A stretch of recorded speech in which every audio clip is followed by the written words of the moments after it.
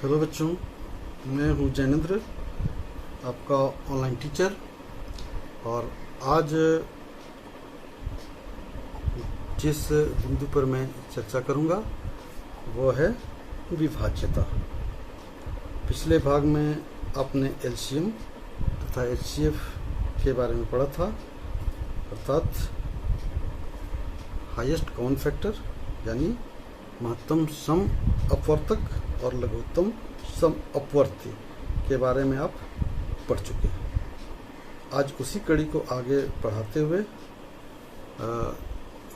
जो सबसे पहले मैं बताने जा रहा हूँ वो है लश अर्थात जो एलसीएम है और मश जो एचसीएफ है के बीच क्या संबंध है, ये संबंध के बारे में चर्चा करेंगे। और दूसरी जो टॉपिक मैंने लिया है विभाज्यता संबंधी जानकारी, यानी विभाज्यता की जांच कैसे करेंगे और कैसे हम लोग जानेंगे कि कौन संख्या किससे विभाजित होगी, इसके बारे में हम लोग थोड़ी चर्चा कर लेंगे। तो ये दो बिंदुओं पर आज मैंने बताने का लिया है निर्णय, और आशा है आप पिछली वीडियो आप जरूर देखे होंगे और एलसीएम और एचसीएफ के कंसेप्ट को अच्छी तरह से समझे होंगे। तो चलिए पहले हम लोग चर्चा करते हैं एलसीएम और एचसीएफ के संबंध के बारे में। आप समझ गए होंगे जो महत्तम सम अपवर्तक है उसको हम लोग लिखते हैं एचसीएफ शॉर्ट में, और जो लीस्ट कॉमन फैक्टर है यानी लघुत्तम सम अपवर्ती है उसको हम लोग एलसीएम कहते हैं। के बीच संबंध, क्या संबंध है, बीच संबंध। और यहाँ हम लोग जो चर्चा करेंगे वो दो संख्याओं यानी दो संख्याओं, तीन संख्याएं चार संख्याओं पर चर्चा नहीं होगी, दो संख्याओं के लश और मश के बीच क्या संबंध है, बीच की संबंध। तो कोई भी उदाहरण से समझना होगा इसको। पहले सबसे पहले हम लोग उदाहरण कोई एग्जांपल ले लीजिए। मान लीजिए एग्जांपल आपको निकालना है 12 और 20, ये दो संख्याएं हैं। आप एलसीएम इसका कैसे निकालेंगे, एचसीएफ पहले निकाल लीजिए। तो एचसीएफ निकालने के लिए तरीका बताया था क्या, 12 से 20 को भाग देना है, एक बार में लगेगा 12, 8 हो जाएगा। फिर इसको 12 उतारते हैं, एक बार में लगेगा 4 उतरेगा, और फिर 8, 4 दूना 8, तो पूरी कट जाएगा। इसका मतलब क्या हो गया, एचसीएफ हो गया हमारा 4। और जब एलसीएम निकालेंगे तो एलसीएम कैसे निकालेंगे, 12 और 20 का। तो 2 से भी लगा सकते हैं, डायरेक्ट बड़ी संख्या 4 से भी लगा सकते हैं। तो 4 से लगाइए, 4 3 12, 4 5 20, तो भी लगेगा। और मल्टीप्लाई कर दीजिए, 4 गुने 3 गुने 5, दैट इज 15 चौका 20, 15 चौका 60, यानी एलसीएम हो गया 60। अब यहाँ पर ध्यान दीजिए, यदि एचसीएफ और एलसीएम को गुना करें, एचसीएफ गुना एलसीएम लिखें तो क्या हो जाएगा, 6 गुने 60 यानी 6 चौका 24, 240। और अब ये देखिए दो संख्या क्या क्या है, 12 और 20। अब दोनों संख्याओं का गुणा कीजिए, यानी ऐसे लिख सकते हैं, पहली संख्या गुणा दूसरी संख्या, तो क्या हो जाएगा 12 × 20 यानी 12 दूना 24। यहाँ भी 240 आया, यहाँ 240 आया।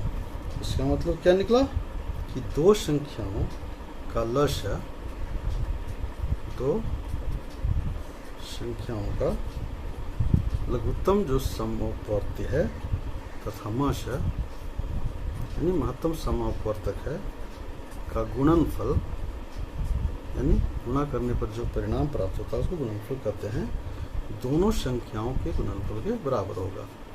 दोनों संख्याओं के गुणनफल के बराबर होता है।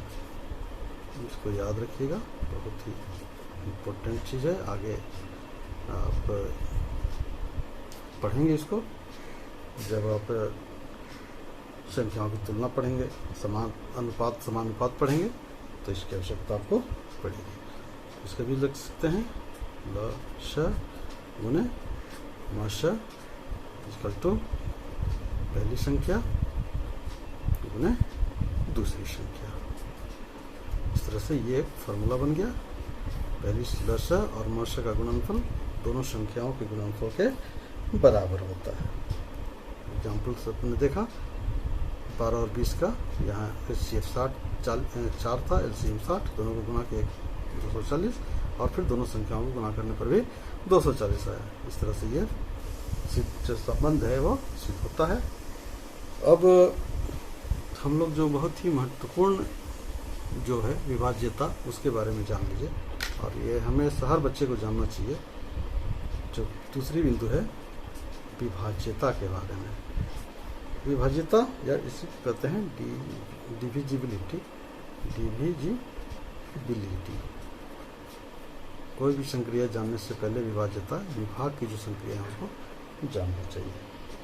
ठीक है, तो विभाज्यता है क्या? विभाज्यता की जांच हम लोग कैसे करते हैं? तो सिंपल सा यहाँ जो जानकारी होनी चाहिए वो ये है कि एक छोटी संख्या से जब बड़ी संख्या को भाग देते हैं और शेष फल शून्य निकलता है, अर्थात संख्या पूर्ण विभाजित हो जाती है। तो हम लोग यहाँ चर्चा करेंगे पूर्ण विभाजन की। इसकी चर्चा करेंगे पूर्ण विभाजन की। तो सबसे पहले हम लोग 2 से जानते हैं कि 2 का जो संख्या है, 2 संख्या है, 2 संख्या से कौन सी संख्या विभाजित होगी। तो यहाँ पर लिख लीजिए 2 से विभाज्यता, 2 से विभाज्यता। तो यहाँ सिंपल है, जान लीजिए इसको। जिसका इकाई अंक 2, 4, 6, 8 एवं 0,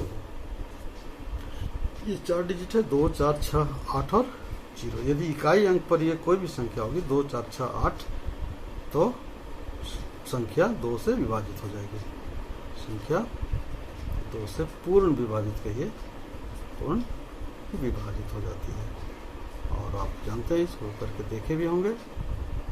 जैसे उदाहरण ले लीजिए, जैसे है 8 है तो 2 से भाग लग जाएगा, 18 है तो 2 से भाग लग जाएगा, 36 है 6 आया इकाई अंक तो लग जाएगा, 50 है 0 है इकाई अंक में तो 2 से भाग लग जाएगा। और इस तरह से इकाई अंक में 2, 4, 6, 8 और 0 से होने वाली कोई भी संख्या 2 से पूर्णतः विभाजित हो जाएगी। दूसरी जो संख्या 3 है, 3 से विभाजित कीजिए। 3 से क्या हो जाएगा? 3 से विभाज्यता की जांच कैसे करेंगे? तो बहुत ही सरल यहाँ भी है। यदि किसी बड़ी संख्या का योग,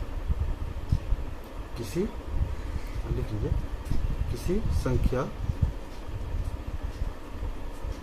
के सभी अंकों का योग, सभी अंकों का योग यदि 3 से विभाजित हो जाता है, यदि 3 से विभाजित हो जाता है तो वह संख्या भी 3 से पूर्णतः विभाजित हो जाएगी, पूर्णतः विभाजित हो जाती है। बिल्कुल सरल है। उदाहरण के लिए लीजिए, जैसे 1, 2 और 3, 123 संख्या है। ये पता करना है कि 3 से विभाजित होगी कि नहीं। तीनों नंबर को, तीनों जो डिजिट हैं, अंक है, उसको जोड़ दीजिए। तो 1 जोड़ 2 जोड़ 3, चल तो क्या हो रहा है, 3 2 5 और 6, और 6 3 से विभाजित हो जाएगा 2 बार में। तो इसका मतलब है कि 1, 2, 3 भी 3 से विभाजित हो जाएगी। तो इस तरह से 3 से विभाज्यता हो जाएगा। जैसे और भी एग्जाम्पल ले लीजिए, 4, 5, 9, अब ये पता करना है 3 से विभाजित होगी, तीनों को जोड़ना होगा। 4 जोड़ 5 जोड़ 9 दैट इज 5 और 9 18, 18 भी 3 से विभाजित हो जाएगा, 3 6 18, तो इसलिए 4 5 9 भी 3 से पूरी तरह विभाजित हो जाएगी। चलिए अब आते हैं 4 से विभाजिता की जांच कीजिए। जो 4 से विभाजिता की जांच, ये 4 द्वारा विभाजिता, इसका रूल क्या है कि किसी भी संख्या का, किसी संख्या का दहाई और इकाई अंक, दहाई और इकाई 2 अंक को देखेंगे, यानी दहाई और इकाई का जो पोजीशन होगा। जैसे मान लीजिए 312 है, तो ये दोनों संख्या को देखना है। इस संख्या का दहाई और इकाई अंक यदि 4 से विभाजित हो जाता है, पूर्णतः विभाजित की बात करेंगे, 4 से विभाजित हो जाता है तो संख्या भी विभाजित हो जाएगी, संख्या भी पूर्णतः विभाजित हो जाएगी। बहुत सिंपल है, याद रखिएगा इसको, हो जाती है। जैसे यहाँ 3 4 12 है, और भी उदाहरण ले सकते हैं। 5 2 4 है, यहाँ 24 हो गया, तो 4 से लग जाएगा, 4 से 24, ये पूरी संख्या लग जाएगी। इस तरह से 620 है, देखिए 20 4 से 4 5 20 लग जाएगी। और एक बात यहाँ पर और जान लीजिए, यदि किसी संख्या का अंतिम 2 अंक, यदि किसी संख्या का अंतिम 2 अंक 0 0 इस तरह से 0 हो, तो भी 4 से विभाजित हो जाता है, तो भी 4 से पूर्णतः विभाजित हो जाता है, पूर्णतः विभाजित हो जाता है। जहाँ इसे यहाँ पर लिख रहे थे तो 700 मान लिया, 2 0 है यहाँ, तो ये 4 से विभाजित हो जाएगी। ठीक है, कोई दिक्कत नहीं है। चलिए चौथा जो पढ़ना है वो है 5 से विभाजिता, लिख लीजिए पहले, 5 से विभाजिता। अब 5 से विभाजिता में क्या है, यदि इकाई अंक, इसके बारे में तो बहुत ही सरल है, यदि इकाई अंक 5 या 0 हो तो 5 से विभाजित हो जाएगी। जैसे 10 है, 15 है, या 500 है, या 475 है, देखिए 5 लास्ट में है, तो ये सारी संख्याएं 5 से विभाजित हो जाएगी। चलिए 5वां आ जाइए, 6 द्वारा विभाजित संख्या, 6 द्वारा विभाजित। 6 से कैसे विभाजित करेंगे, तो 6 से विभाजित के लिए हम लोग देखेंगे 2 और 3 को। 2 और 3 से यदि पूर्णतः विभाजित हो जाती है, यदि 2 और दोनों से होना चाहिए, 2 और 3 दोनों से कोई संख्या पूर्णतः विभाजित हो जाती है, कोई संख्या पूर्णतः विभाजित हो जाती है, तो दी गई संख्या 6 से विभाजित हो जाएगी, 6 से विभाजित हो जाएगी। जैसे एग्जाम्पल ले लीजिए, जैसे मान लीजिए 54 है, ये 6 से पता करना है, तो देखिए 4 है अंतिम डिजिट यानी इकाई अंक, तो 2 से लगेगा ही, और 5 4 9 यानी 3 से जोड़ने पर भी 9 से लग जा रहा है, इसका मतलब है कि ये 54 6 से विभाजित हो जाएगा। उसी तरह से 66 है, 6 6 2 से भी लग जाएगा, 3 से भी लग जाएगा, इसका मतलब है 6 से 11 बार में ये भी संख्या लग जाएगी। तो ये हो गया 6 से विभाजित। तो जो छठा आप जानिए इसको 8 के द्वारा विभाजित, 8 से विभाजित। 7 का ऐसा कोई रूल नहीं है, 7 से आपको ट्राई करना पड़ेगा, भाग लगा के देखना पड़ेगा कि 7 से कब लगता है कि नहीं, ऐसा कोई रूल अभी तक नहीं है जिससे पता चल सके। तो इसमें क्या है, 8 से विभाजिता को देखिए, 8 से विभाजिता के लिए देखना होगा यदि किसी संख्या का अंतिम 3 डिजिट अंतिम यानी इकाई दहाई और सैकड़ा का अंतिम 3 अंक 8 से विभाजित हो जाती है, 8 से विभाजित हो जाती है तो संख्या पूरी तरह विभाजित हो जाएगी। संख्या 8 से पूर्णतः विभाजित हो जाएगी, विभाजित हो जाती है।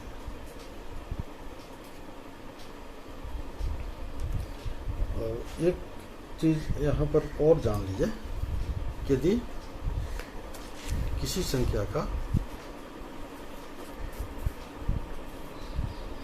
अंतिम 3 डिजिट, अंतिम 3 अंक 000 हो तो भी संख्या 8 से विभाजित हो जाती है, संख्या 8 से विभाजित हो जाती है।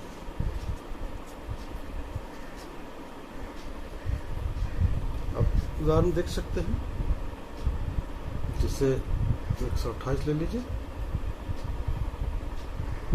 28 संख्या क्या है? ये 3 डिजिट लग जाता है, 8 से 8 कम 8 और 8 से 48। तो इसके पहले कोई भी संख्या लगा लीजिए, 5 लगा लीजिए या फिर 4 लगा लीजिए या फिर 7 लगा लीजिए। 128 चूँकि 3 डिजिट जो है से 8 से भाग लग जाता है, तो ये जो संख्या है 5128, 4100, ये सभी संख्याएं 8 से विभाजित हो जाएगी, पूर्णतः विभाजित हो जाएगी। आइए अगला पढ़िए, 9 से विभाजित, 9 से विभाजित। और 9 से विभाजित का नियम है कि जिसके सभी अंक का योग, जैसे 3 का आपने किया था, जिसके सभी अंकों का योग यानी जोड़ 9 से विभाजित हो जाए, 9 से विभाजित होगी तो संख्या, पूरी संख्या जितनी भी संख्या है, पूरी संख्या 9 से विभाजित हो जाएगी। चलिए समझ गए, कोई दिक्कत नहीं है। 8वां डिविजिबिलिटी पढ़िए 10 से।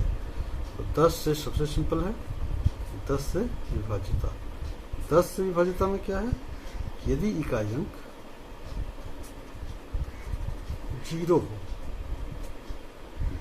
तो संख्या 10 से पूरी तरह विभाजित हो जाती है। जैसे मान लिया कि 500 है, 10 लगाना 0 कट जाता है, 50 हो जाता है।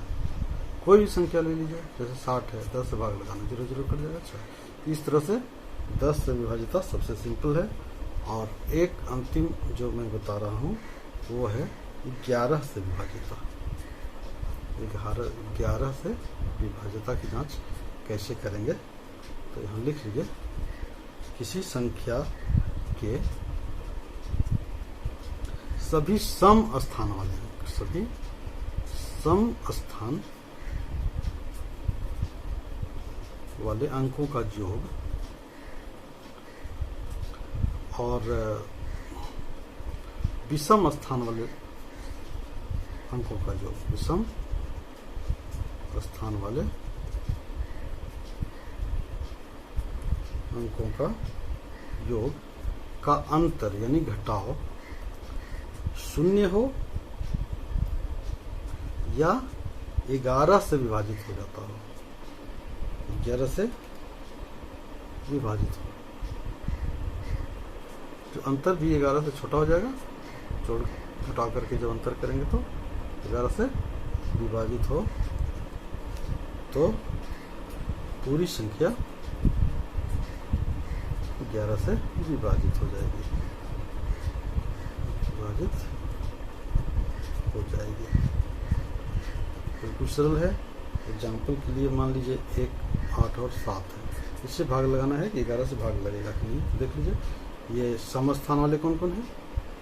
ये हो गया विषम स्थान, 1, 2, 3, 1 और 7 8 जोड़ेंगे, और यह सम स्थान वाले 8 ही है तो 8 जोड़ेंगे यानी 0 हो गया। यानी दोनों का अंतर, सम स्थान वाले और विषम स्थान वाले अंकों का योग का अंतर 0 हो गया, तो ये संख्या 11 से पूरी तरह विभाजित हो जाएगी। ठीक है, तो आज के लिए इतना ही। फिर अगली कक्षा में कुछ और लेकर के आऊँगा, तब तक के लिए